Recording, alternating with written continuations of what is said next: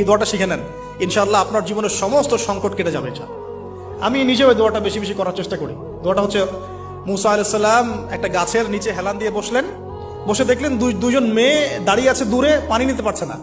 লোকজন পানি নিয়ে যাচ্ছে, ওরা দাঁড়িয়ে আছে বেচারি। মুসা আলাইহিস সালাম গিয়ে বললেন, কি সমস্যা আপনাদের? এটা নিয়ে আপনারা আবার মেয়েদের সাথে কথা বলার চেষ্টা করেন, ঠিক আছে? তো মাহারাম গায়রা মাহারাম মেনে চলে। তারা বললেন যে আমাদের বাবা অনেক বৃদ্ধ মানুষ, আমরা পানি নিতে পারি না যতক্ষণ না আমাদের কম পানি নিয়ে চলে যায়।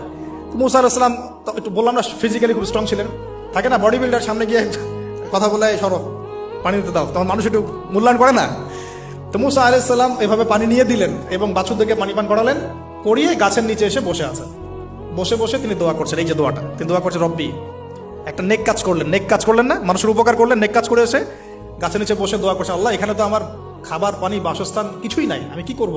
রব্বি ইন্নী লিমা আনজালতা ইলাইয়া মিন খায়রিন ফাকির, রব্বি ইন্নী লিমা আনজালতা ইলাইয়া মিন খায়রিন ফাকির। আবার বলেন, রব্বি ইন্নী লিমা আনজালতা ইলাইয়া মিন খায়রিন ফাকির। অর্থ হচ্ছে, হে আল্লাহ, তুমি তোমার পক্ষ থেকে আমার উপরে যে নিয়ামতগুলো দিবে, আমি এর জন্য ফকির হয়ে বসে আছি। আল্লাহ অর্থ বুঝে পড়বেন ভাই, নামাজ রোজা হজ যাকাত যাই করেন আল্লাহর ওয়াস্তে অর্থ বুঝে পড়বেন। অর্থ বুঝে পড়লে আপনার ইবাদতের স্বাদ পাবেন, তৃপ্তি পাবেন, আল্লাহ